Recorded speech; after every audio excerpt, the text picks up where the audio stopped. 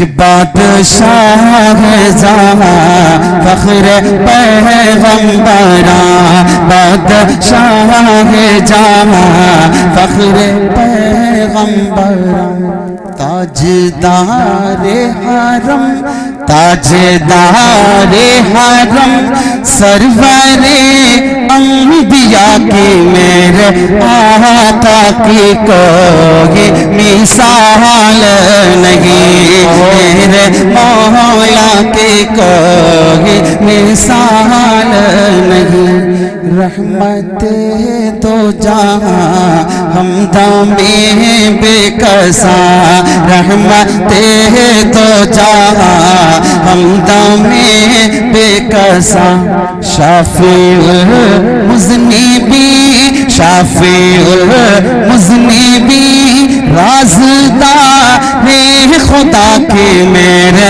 آقا کی کوئی مثال نہیں۔ اسٹیج پر تشریف فرما ہے ادارے کے روح رواں حضرت مفتی عزیز صاحب دامت برکاتہم العالیہ، آپ کے ادارے کے محتمم ہے۔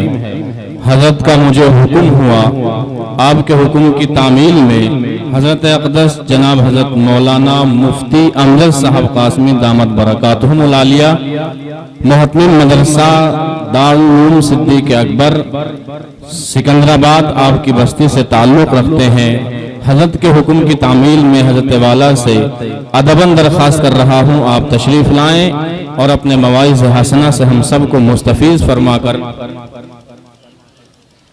مزید اس مجلس کو اعتبار بخشے۔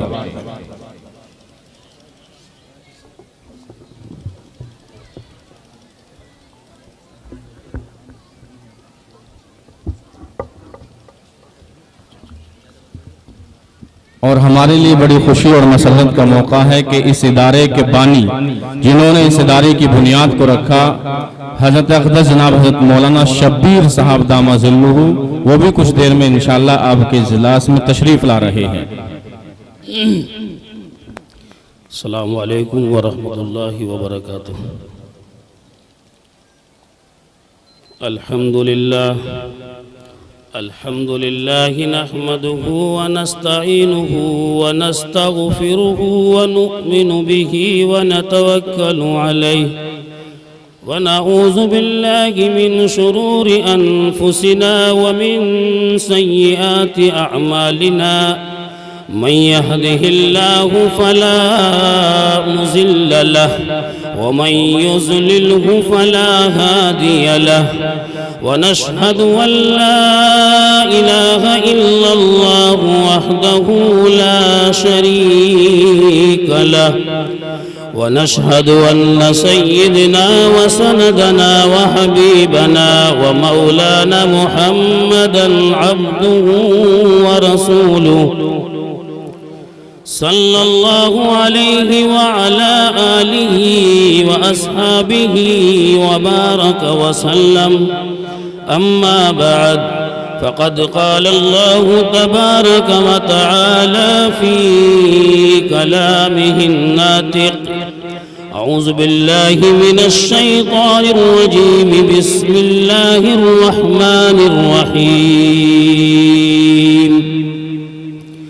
إن هذا القرآن يهدي للتي هي أقوم، وقال الله تعالى في مقامه الآخر، إنا نحن نزلنا الذكر وإنا له لحافظون،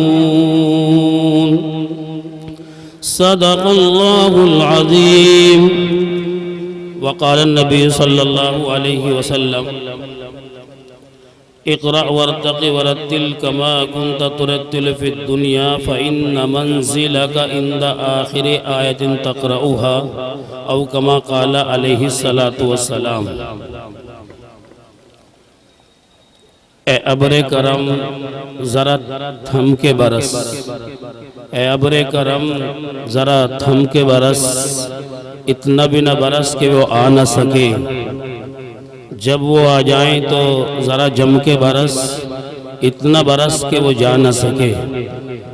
حضرات محترم، اور معزز سامعین کرام اور یہاں رونق اسٹیج حضرات علماء کرام اور دینی بھائیوں، ہونا تو یہ چاہیے تھا کہ ہم حضرات علماء کرام ہی کے بیان سننے کے لیے بیٹھے ہوئے ہیں، میں تو یہاں میزبان کی حیثیت سے ہوں، لیکن بہرحال چونکہ حضرت مولانا مفتی اسجد صاحب کا حکم اور دوسرے کچھ ساتھیوں کا یہ اصرار تھا کہ 10-5 منٹ آپ بات کہیں، میں معذرت بھی کر رہا تھا۔ بہرحال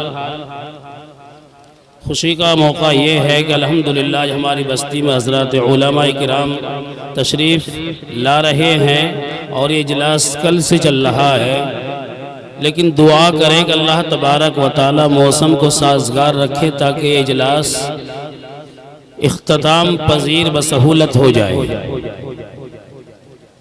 میں نے قرآن کریم کی آیت کریمہ تلاوت کی اس مناسبت سے کہ کئی بچوں کے دستار فضیلت بھی عطا ہوگی، کئی بچوں کو دستار بندی بھی ہوگی۔ کتنے بچے قار صاحب بتلا رہے کہ 5 بچے ہیں، 5 بچوں کو دستار دی جائے گی مدرسے کی طرف سے، اور الحمدللہ اس مدرسے کا یہ تاریخی کارنامہ رہا ہے کہ جب بھی یہاں جلسہ ہوا ایک طویل عرصے سے تو کئی بچوں کے دستار ہوتی رہی ہے۔ اس سے صاف ظاہر ہے کہ جو آپ لوگ مدرسے کا تعاون کرتے ہیں، مدرسے میں اپنی رقم جمع کراتے ہیں، تو مدرسہ اس کو کوئی بیکار جگہ خرچ نہیں کرتا بلکہ تعلیم پہ خرچ کرتا ہے، اور 5 بچوں کا مدرسے سے فارغ ہونا اس بات کی ضمانت ہے کہ مدرسہ اور مدرسے کے مدرسین، مدرسے کے منتظمین، مدرسے کے معاونین سب کامیاب ہیں۔ اللہ تبارک و تعالی اس ادارے کو دونی رات چوگنی ترقی عطا فرمائے۔ میں نے قرآن کریم کی آیت کریمہ تلاوت کی، میں اسی کو ذہن میں رکھ کر کے آپ سے مخاطب ہوا چاہتا ہوں۔ قرآن کریم مکمل دستور حیات، اس کی تعلیمات مکمل طور پر فطرت انسانی اور عقل سلیم کے عین مطابق ہے۔ قرآن کریم حق و باطل کی کسوٹی ہے۔ قرآن کریم کی تعلیمات سے عرب قوم ایسی طاقتور ہو گئی کہ اس کے آگے قیصر و کسریٰ، روم و فارس سب سرنگوں ہو گئے، سب زیر ہو گئے، اور کیوں نہ ہوتے۔ یہ احکم الحاکمین کا کلام ہے، سلطان السلاطین کا فرمان ہے، سطوت و جبروت والے بادشاہ کا کلام ہے، جس کی ہمسری آج تک نہ کسی بڑے سے بڑے آدمی سے ہوئی اور نہ ہی ہو سکتی ہے۔ اسی طرح کسی انسان کا کلام اللہ کے کلام کا مقابلہ نہیں کر سکتا۔ نبی علیہ السلام کا فرمان ہے، فضل کلام اللہ علی سائر الکلام کفضل اللہ علی سائر خلقی۔ یہی تو وجہ تھی کہ جب حضرت اکرمہ رضی اللہ تعالی عنہ قرآن کریم کو تلاوت کے لیے کھولتے تھے تو بے ہوش ہو کر زمین پہ گر جایا کرتے تھے، ان کی زبان پر یہ کلمات جاری و ساری ہو جایا کرتے تھے، ہاذا کلام ربی، ہاذا کلام ربی، یہ میرے رب کا کلام ہے، یہ میرے رب کا کلام ہے، میں اس کو اپنی زبان سے کیسے ادا کر سکتا ہوں۔ یہی وہ کتاب ہدایت ہے کہ جس کے نازل ہونے کی خوشخبری تمام سابقہ انبیاء علیہ نبیین علیہ السلام نے دی۔ یہی وہ خدائی کلام ہے جو لوح محفوظ میں تحریر ہے، جس کی حفاظت پر مقرب ترین فرشتے مامور ہیں۔ یہی وہ آسمانی دستور حیات ہے جو کبھی مٹایا نہیں جا سکتا۔ یہی وہ قرآن ہے کہ اگر جنات نے سنا تو میرے آقا کے گرویدہ ہو گئے، عمر نے سنا تو لرز گئے، اور طفیل دوسی نے سنا تو ایمان میں داخل ہو گیا، جبیر ابن مطعم نے سنا تو ایمان لے آیا۔ مسلمانوں یوں بھی کہتا چلوں کہ یہی وہ قرآن ہے جس کی برکت سے زمین سے غلہ پیدا ہو رہا ہے، یہی وہ قرآن ہے جس کی برکت سے زمین سے خزانے نکل رہے ہیں، یہی وہ قرآن ہے جس کی برکت سے آج درختوں کے اندر ہریالی باقی ہے، یہی وہ قرآن ہے جس کی برکت سے آج پھلوں کے اندر مٹھاس باقی ہے اور پھولوں کے اندر رنگت باقی ہے، یہی وہ قرآن ہے جس کی برکت سے آج دریاؤں کے اندر روانی باقی ہے، دریاؤں کے اندر طغیانی باقی ہے، یہی وہ قرآن ہے جس کی برکت سے یہ پہاڑ زمین پہ گڑے ہوئے نظر آ رہے ہیں. یہی وہ قرآن ہے جس کی برکت سے یہ زمین اپنی اصلی حالت پر باقی ہے. یہی وہ قرآن ہے جس کی برکت سے یہ آسمان بغیر ستون کے قائم و دائم ہے. یہی وہ قرآن ہے جس کی برکت سے مدارس کا نظام باقی ہے, مساجد کا نظام باقی ہے, خانقاہوں کا نظام باقی ہے. یہی وہ قرآن ہے جس کی برکت سے آج مساجد کے مناروں سے اللہ اکبر کی صدائیں بلند ہو رہی ہے. یہی وہ قرآن ہے جس کی برکت سے آج سروں پر ٹوپیاں نظر آ رہی ہے, چہروں پر داڑیاں نظر آ رہی ہے. مسلمانوں اپنے ذہنوں میں بٹھا کر کے چلو, قرآن کریم ہے تو نظام کائنات بھی باقی ہے, اور قرآن نہیں ہے تو اس دنیا کا وجود بھی باقی نہیں ہے. قرآن ہے تو نظام کائنات بھی باقی ہے, اور قرآن نہیں ہے تو پھر نظام کائنات بھی باقی نہیں ہے. یہ وہی تو قرآن ہے کہ جس کو سن کر کے 1450 سال قبل وہاں طفیل دوسی نے سنا, اور سننے کے بعد ایمان میں داخل ہو گیا. جبیر ابن مطعم نے سنا, ایمان لے آیا. یہ طفیل دوسی کون ہے؟ مکے کا چودھری ہے, مکے کا بڑا ہے, لیکن ایمان نہیں لایا. میرے نبی کا دشمن ہے, ابھی خلاق اعظم کا دشمن ہے, اور چند قیدی اس کے خاندان کے قید کر کے نبی علیہ السلام کی خدمت میں لائے گئے. جب اس کو پتا چلا کہ میرے قبیلے کے چند قیدی محمد عربی کی قید میں ہیں, اس نے سوچا اس سے بہتر کیا اور موقع ہو سکتا ہے, چلو چل کر کے محمد سے بات کرتے ہیں, ذرا دیکھو تو صحیح کہ محمد کتنے پانی میں ہے. چونکہ یہ خود بھی پڑھا لکھا تھا اور عربی زبان پہ عبور رکھتا تھا, عربی دانی اس کی اس طریقے سے تھی کہ اپنی زبان پہ سے ناز تھا. گیا ہے اور جانے کے بعد میرے آقا نبی اکرم صلی اللہ علیہ وسلم سے بات کرنے کے لیے میرے آقا کی گہرائی اور گہرائی ناپنے کے لیے گیا تھا. لیکن میرے آقا جناب نبی اکرم صلی اللہ علیہ وسلم تلاوت قرآن فرما رہے تھے, تلاوت میں مشغول تھے. وہاں میرے آقا تلاوت کر رہے ہیں, طفیل دوسی زمین پہ ہاتھ ٹکا کر کے بیٹھ گیا. میرے آقا تلاوت کرتے رہے یہاں تک کہ سجدے کی آیت آئی ہے. میرے آقا سجدے کی حالت میں ہے اور طفیل دوسی مناظر تمام کے تمام دیکھ رہا ہے. طفیل دوسی نے دیکھا, جانتے ہو مسلمانوں سیرت کی کتابوں میں لکھا ہے کہ طفیل دوسی نے وہیں پہ کہا, یا نبی اللہ مجھے بھی ایمان کی دولت سے سرفراز فرما دیجئے, مجھے بھی اپنے دامن میں جگہ عطا فرما دیجئے. نبی کی زبانی قرآن سنتا تو حالات بدل جاتے ہیں. اور جبیر ابن مطعم کا معاملہ کیا ہے؟ یہ جبیر ابن مطعم بھی یہی ذہنیت کا آدمی تھا, ایمان نہیں لایا, ابھی میرے نبی کا دشمن ہے, ابھی اللہ تبارک و تعالیٰ کا دشمن ہے, اسلام کا دشمن ہے. لیکن یوں ہوا کہ جب اللہ تبارک و تعالیٰ کسی کو ہدایت دیتے ہیں تو یوں بھی دیتے ہیں. یہ گئے ہیں مکے کے اندر, اور مکے میں ان کے رشتہ دار بستے تھے, اپنے رشتہ داروں کے پاس میں گئے. ان کے رشتہ داروں نے کہا کہ کان میں روئی لگا لینے, کہا کہ کیا مطلب؟ کہا کہ ایک محمد نامی شخص ہمارے قوم کے بیچ میں پیدا ہوا اور ایسا کلام لے کر کے آیا ہے, جو بھی اس کی بات کو سنتا ہے اسی کا گرویدہ, اسی کا دل دادا ہو جاتا ہے.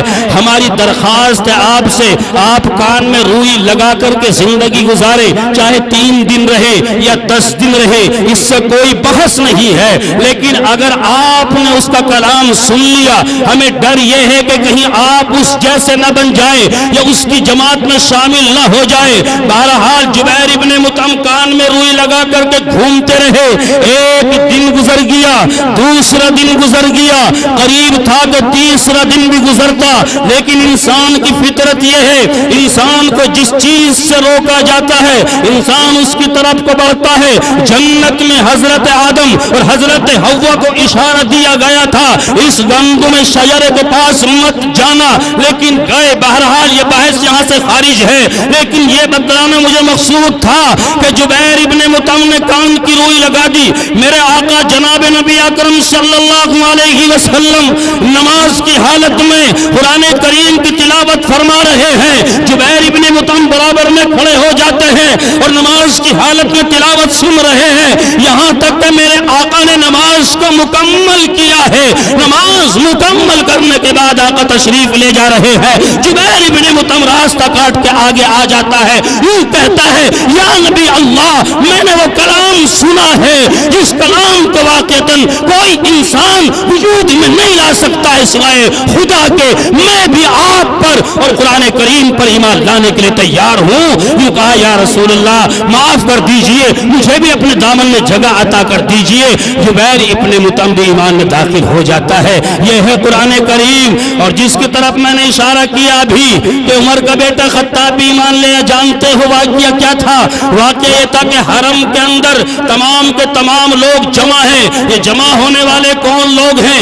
یہ بھی میرے نبی کے دشمن ہیں اور یہ بھی اللہ تبارک و تعالیٰ کے دشمن ہیں، اور انہوں نے ایک جلسہ قائم کیا اور انہوں نے وہاں ایک تقریب سجائی۔ اس میں کون لوگ شریک تھے؟ جبیر ابن مطعم کے واقعے سے علیحدہ ہٹ کر کے واقعہ ہے۔ اس میں کون لوگ شریک تھے؟ عتبہ شریک ہے، ابو جہل ہے، ابو لہب ہے، شیبہ ہے، جتنے بھی مکے کے چودھری حضرات تھے سارے کے سارے میرے نبی کے دشمن ہیں اور سارے کے سارے وہاں موجود ہیں۔ جانتے ہو ان کا موضوع، ان کا مشن یہ نہیں ہے ادارہ کیسے قائم ہوگا، ان کا موضوع، ان کا مشن یہ نہیں ہے ہماری بیاہ شادی کس انداز سے ہوں گی، ان کا موضوع یہ بھی نہیں ہے سماج اور معاشرے کی برائیاں کیسے ختم ہوگی۔ صرف ان کا موضوع یہ تھا یہ جو محمد نامی بچہ ہے ہمارے بیچ میں پیدا ہوا، اس کا گراف بڑھتا جا رہا ہے، کون ہے تم میں سے جو اس کے گراف کو ڈاؤن کرے؟ کوئی کھڑا نہ ہوا۔ ابو جہل کھڑا ہوتا ہے، ابو جہل کھڑا ہو کر کے یوں کہتا ہے اور نوجوانوں، کیا تمہاری ماں نے تمہیں اسی دن کے لیے جنا ہے؟ کیا تمہاری ماں نے تمہیں اسی دن کے لیے دودھ پلایا ہے کہ تمہارے آبا و اجداد کے دین پہ آنچ آتی رہے اور تم یہی تماشائی بنے دیکھتے رہو؟ یہ خطاب کا بیٹا عمر کھڑا ہوا اور کھڑے ہونے کے بعد کہتا ہے ہاں ہاں میری ماں نے مجھے اسی دن کے لیے جنا ہے، میری ماں نے مجھے اسی دن کے لیے دودھ پلایا ہے، میں محمد کا کام تمام کر کے رہوں گا۔ ابو جہل آگے بڑھتا ہے اور عمر کے شانے پہ ہاتھ مار کے کہتا ہے شاباش عمر، تمہاری بہادری پہ ہمیں ناز ہے، تمہاری طاقت پہ ہمیں فخر ہے، تم اس کام کو انجام دے سکتے ہو۔ یہ خطاب کا بیٹا عہد و پیمان کر کے مکے میں اور وہاں سے عہد و پیمان کر کے چلا، یوں کہہ کر کے چلا تھا میں محمد کا سر قلم کر کے لاہے دیتا ہوں۔ وہاں لوگوں نے داد و تحسین سے نوازا، آگے بڑھا، مکے کا سورج اپنے شباب پر ہے، مکے کا سورج وہاں کی پتریلی سرزمین کو سلامی پیش کر رہا ہے، ہاتھ میں ننگی تلوار ہے اور تلوار تمتما رہی ہے، پیشانی پر غصہ صاف ظاہر ہو رہا ہے، چلے جا رہے ہیں۔ راستے میں ایک صحابی رسول سے ملاقات ہوتی ہے، ان صحابی نے کہا عمر خیریت تو ہے؟ کہا کہ آج خیریت نہیں ہے۔ کہا کہ کیا مطلب؟ نہ آج بانس رہے گا نہ آج بانسوری رہے گی، کہ سمجھا نہیں؟ کہا کہ آج محمد کا کام تمام کر کے رہوں گا، آج محمد کا خاتمہ کر کے رہوں گا۔ انہوں نے کہا بندہ خدا محمد کا کام بعد میں کرنا، محمد کا خاتمے کی پلاننگ بعد میں کرنا، جا اپنی بہن کی خبر لے، تیری بہن فاطمہ بنت خطاب اسی محمد کی غلامی کو اختیار کر چکی ہے، اسی نبی کے ہاتھ پہ لا الہ الا اللہ محمد رسول اللہ پڑھ چکی ہے۔ اتنا سننا تھا، عمر کے غصے میں 4 چاند لگ گئے اور عمر کا غصہ مزید بھڑک گیا، بجائے ادھر کے جانے کا راستہ ترک کر دیا، ادھر کو جاتے ہیں وہاں جہاں پہاڑ کی بغل میں ان کی بہن کا گھر تھا، ان کی بہن زندگی گزار رہی تھی، یہ وہاں جا رہے ہیں اور جا کر کے انہوں نے کان لگا دیے، ان کے بہنوئی اور ان کی بہن دونوں قرآن کریم کو سیکھ رہے ہیں، قرآن کریم کو سکھا رہے ہیں۔ روایت میں آتا خیرکم من تعلم القرآن وعلمہ، تم میں سب سے بہتر وہ ہے جو قرآن کو سیکھے، قرآن کو سکھائے، اس حدیث کے مصداق بن کے زندگی گزار رہے ہیں۔ بہرحال قرآن کریم کی تلاوت ہو رہی ہے، عمر نے کنڈی کھٹکھٹائی اور کنڈی کھٹکھٹانے کے بعد ان کی بہن نے دروازے کے سوراخ میں جھانک کر کے دیکھا، پلٹ کر کے اپنے شوہر سے کہا آپ چھپ جائیں، بھائی جان دروازے پر ہے، ہاتھ میں ننگی تلوار ہے، نہ جانے ارادہ کیا ہے۔ ان کے بہنوئی چھپ گئے، ان کی بہن نے ہمت اور جرأت کر کے دروازہ کھولا، عمر نے برجستہ کالا دکھا کیا پڑھ رہی تھی؟ رب ذوالجلال کی قسم آج کی خاتون ہوتی مارے موت کو سامنے کھڑی دیکھ کر کے کہتی، اور خاتون کہ اگر آج کا مرد بھی ہوتا وہ بھی موت سے ڈر کر کے کہتا نہیں بھائی جان ہم کچھ نہیں پڑھ رہے تھے، بس جو بھی ہے ویسی کر رہے تھے. لیکن چونکہ اللہ کے نبی صلی اللہ علیہ وسلم کے ہاتھ پہ وہاں کلمہ طیبہ کا اقرار کیا گیا تھا، نبی کی محبت دل میں بس گئی تھی، قرآن کریم کی محبت دل میں بس گئی تھی. جانتے ہو فاطمہ کا جواب کیا تھا؟ فاطمہ کا جواب یہ تھا سن جو ہم پڑھ رہے ہیں وہ سچ ہے، حق ہے، لیکن تیرے ہاتھ ہم ناپاک کلام نہیں دے سکتے چونکہ پیر سے لے کے سر تک تیرا بدن کفر کے جراثیم میں ڈوبا ہوا ہے. عمر نے برجستہ ایک تماچا مارا اپنی بہن کے. روایت میں آتا ہے کہ وہ نازک سی خاتون تھی، عمر بہادر تھے اور چین کی دیوار کی طرح بہادر تھے. تاب نہ لا سکی، دور جا کر کے چٹان سے سر ٹکرایا ہے، یہاں سے خون بہا، پیر تک خون بہا ہے. تاریخ اسلام گواہ ہے کہ یہاں سے خون بہا اور یہاں پیر تک خون بہا.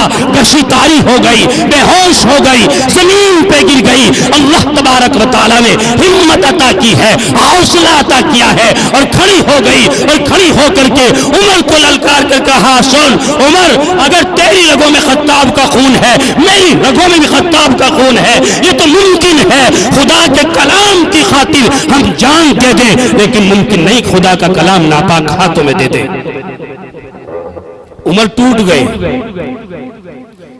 یہاں عمر ٹوٹ گئے. اور تاریخ بتلاتی ہے کہ واحد ان کی زندگی میں یہ ایک وقت آیا ہے جہاں وہ ٹوٹے ہیں، ورنہ جب اسلام لانے سے پہلے، اسلام لانے کے بعد وہ کہیں نہیں ٹوٹے. بلکہ ذہین اتنے تھے وقت نہیں. اگر ذہانت پہ بات کی جائے تو وقت طویل چاہتا ہے، چونکہ غالباً 21 مقامات قرآن کریم میں وہ ہے جو عمر کی رائے زمین پہ تھی، خلاق اعظم کی رائے آسمان پہ تھی، اسی کو قرآن بنا کر کے بھیج دیا گیا. لیکن مسلمانوں ان کی زندگی میں یہی لمحہ آیا تھا ٹوٹنے کر خاندانی ہوتے ہیں، وہ بہنوں کے سامنے ٹوٹ جاتے ہیں، خاندانی ہوتے ہیں، وہ پھوپھیوں کے سامنے ٹوٹ جاتے ہیں، خاندانی ہوتے ہیں، وہ بیٹیوں کے سامنے ٹوٹ جاتے ہیں. یہ کون سی بات ہوئی ہے؟ جب بہن آئی ہے اور ادھر بھائی کی شادی ہو گئی، نکاح ہو گیا، اس کے بعد میں بھائی نے گرگٹ کی طرح رنگ بدلنا شروع کر دیا. مسلمانوں سنو ایک بات بہن کے تعلق سے زبان پہ آ گئی تو بتلاتا چلوں. جب بھی بہن گھر پہ آئے خدا کی قسم دل کا دروازہ کھول کر کے استقبال کرنا، دسترخوان کو وسیع کر دینا، کھانے کی ورائٹی بڑھا دینا، کھانے میں کوالٹی بڑھا دینا. آج تمہاری بہن تمہارے دروازے پر آئی ہے، جب بہن آ جائے اپنے کام کو آگے پیچھے کر کے خالص بہن کو وقت دینا، بہن کے پاس بیٹھ کر کے مشورہ کرنا، مکان کس انداز سے بنانا ہے، رشتہ بچوں کا کہاں کرنا ہے، تاکہ تمہاری بہن کو بھی یہ لگے کہ میرا بھائی ابھی مجھ سے مشورہ کرتا ہے، ابھی تاکہ تمہاری بہن کو یہ لگے یہ دو دیوار ابھی پرائے نظر نہیں آتے ہیں. ورنہ جب بہن دروازے پہ ہوتی ہے اور بعض جب بھائیوں کا یا بھاوج کا چہرہ اترا ہوا دیکھتی ہے، رب کی قسم وہ بہن سوچنے پر مجبور ہوتی ہے اگر تیرا باپ زندہ ہوتا، تیری ماں زندہ ہوتی، یہ در و دیوار خوشی سے چھوڑ اٹھتے. پھر کیا وجہ ہوئی ہے؟ آج کوئی بات کرنے کے لیے تیار نہیں ہے. بہن بہن ہوا کرتی ہے، بہن بہن ہوا کرتی ہے. اگر بہن کے تعلق دیکھنا ہے چلے رسول پاک علیہ السلام کی عدالت کے اندر، وہاں آپ کو نظر آئے گا بہن کا مقام کیا ہے، بہن کا مرتبہ کیا ہے. ایک غزوے کے موقع پر کم و بیش 6000 قیدی قید کر کے لائے گئے اور اللہ کے نبی صلی اللہ علیہ وسلم سے حضرات صحابہ کرام نے مشورہ کیا، یا رسول اللہ ان قیدیوں کے ساتھ میں کیا سلوک کیا جائے؟ میرے آقا نے ارشاد فرمایا آپ ہی بتاؤ. صحابہ کرام کی رائے یہ آئی ہے فدیہ لے کر کے آزاد کر دیا جائے، چھوڑ دیا جائے. میرے آقا نے پسند کیا، اعلان کرا دیا. ایک خاتون جب اس کو یہ پتا چلا، یعنی اس کے قبیلے کے لوگ چندہ کرتے کرتے دروازے پر پہنچے، اندر سے آواز آئی ہے کون؟ کہا کہ ہم خاندان کے لوگ ہیں، ہم قبیلے کے لوگ ہیں. کہا کہ کس لیے آئے ہو؟ کہا کہ محمد عربی نے ہمارے قبیلے کے لوگوں کو قید کر لیا ہے اور چندہ جمع کرانا ہے اور چندہ جمع کر کے فدیے کی رقم جمع کرانی ہے۔ جب محمد عربی کا نام اس خاتون کے کان میں پڑا ہے مچل جاتی ہے، یہ کہتی ہے اگر یہ وہی محمد ہے جس کو میں جانتی ہوں تمہیں چندہ جمع کرنے کی ضرورت نہیں ہے۔ بہرحال یہ خاتون سے کہا بہت اچھی بات ہے، خاتون ان کے پیچھے پیچھے جا رہی ہے، یہ خاندان کے لوگ آگے آگے بڑھ رہے ہیں۔ یہ وہاں پہنچے جہاں میرے نبی اکرم صلی اللہ علیہ وسلم تشریف فرما تھے۔ ایک صحابی باہر پہرے پر کھڑے ہوئے تھے، خاتون نے پلٹ کر کے کہا ہے، خاتون نے پلٹ کر کے کہا ہے صحابی سے جا کر کے کہنا تمہاری بہن دروازے پر ہے، تمہاری بہن ملاقات کرنی چاہتی ہے۔ میرے آقا نے ارشاد فرمایا اس روئے زمین پہ میری کوئی بہن نہیں ہے، اس روئے زمین پہ میری کوئی بہن نہیں ہے۔ صحابی نے آ کر کے کہہ دیا، انکار کر دیا کہ میری کوئی بہن اس روئے زمین پہ نہیں ہے۔ بہرحال اس خاتون نے کہا کہ جا کر کے کہنا وہ دعویٰ کرتے تمہاری بہن ہے۔ میرے آقا سے کہا گیا کہ خاتون دعویٰ کرتے تمہاری بہن ہے۔ جب یہ کہا گیا میرے آقا نے کہا اندر آنے کی اجازت ہے۔ میرے آقا یہاں تشریف فرما ہے، وہ خاتون سامنے سے چل کر کے آ رہی ہے۔ میرے آقا چال سے پہچان گئے، میرے آقا قد و قامت سے پہچان گئے یہ حضرت حلیمہ کی لخت جگر حضرت شیمہ میری دودھ شریک بہن ہے۔ میرے آقا کھڑے ہو گئے اور میرے آقا نے کہا آئینہ بلال، کہاں ہے بلال؟ یوں کہا لبیک یا رسول اللہ میں حاضر ہوں، جانتے ہو؟ میرے آقا نے کہا کہ نبوت والی پگڑی ہے، اس پگڑی کو بچھا دیا جائے۔ آج شیمہ کا مرتبہ اور شیمہ کا مقام یہ ہے، اس نبوت والی پگڑی پہ چل کر کے آئے۔ اور جب عرب کسی کو عزت دیا کرتے تھے عربوں کا طرز یہی ہوتا تھا کہ پگڑی بچھا دیا کرتے تھے۔ آج بھی عربوں کا طرز یہ ہے، لیکن شاید اب بدل گیا ہے، میں کیسے کہہ دوں، آج بھی ان کا یہی طرز ہے۔ جب سے عرب کی اس کرسی پہ محمد بن سلمان بیٹھا ہے، خدا کی قسم عیاشی عام ہوتی جا رہی ہے۔ ہوٹلوں پہ لڑکیوں کو بٹھا دیا گیا، اور تو اور شراب جوا عام ہوتا چلا گیا، اور اس کے ناک کے نیچے فلسطین کٹتا چلا گیا، اور وہاں غزہ تباہ برباد ہو گیا۔ اور آج بھی عرب کے حالات یہی ہے۔ اگر محمد بن سلمان کھڑا ہو کر کے کہہ دے یہ جنگ بند ہے تو آج ہی بند ہو جائے گی، لیکن یہودی پروردہ ہے، یہودی کا غلام ہے، کہہ نہیں سکتا ہے، کہہ نہیں سکتا ہے۔ وہی تو عرب ہے جس عرب کو رسول پاک علیہ السلام نے برائیوں سے پاک کیا تھا، شراب سے پاک کیا تھا۔ یہاں خدا کے گھر گرائے جا رہے ہیں، وہاں صنم خانے وجود میں آ رہے ہیں۔ یہ انہی عربوں کی تو نحوست ہے، یہ عربوں کی نحوست ہے۔ اللہ حفاظت فرمائے، موضوع بھی نہیں ہے۔ بہرحال میں تو یہ عرض کر رہا ہوں کہ وہاں میرے آقا نے استقبال کیا، کھڑے ہو گئے، اور کھڑے ہو کر کے جناب نبی کریم صلی اللہ علیہ وسلم نے ارشاد فرمایا میری بہن تجھے آنے کی کیا ضرورت تھی، وہیں سے کہلوا بھیج دیتی، میں تیرے قیدیوں کو آزاد کر دیتا۔ میرے آقا نے کہا جب تو آ ہی گئی ہے تیرے قیدیوں کو اور انسانی ہمدردی کی وجہ تمام قیدیوں کو میں آزاد کرتا ہوں۔ یہ ہے بہن کا مرتبہ اور مقام۔ مسلمانوں، اللہ تبارک و تعالیٰ نے اس عورت کو 4 صفات کے ساتھ میں پیدا کیا ہے۔ یہ کبھی کسی کی بہن ہوتی ہے، یہ کبھی کسی کی بیٹی ہوتی ہے، یہ کبھی کسی کی ماں ہوتی ہے، یہ کبھی کسی کی بیگم ہوتی ہے۔ اگر یہ بیٹی ہے تو رحمت کی شکل میں ہے، اگر یہ بہن ہے تو شفقت کی شکل میں ہے، اور اگر یہ بیگم ہے چاہت کی شکل میں ہے، اور اگر یہ ماں ہے تو جنت کی شکل میں ہے۔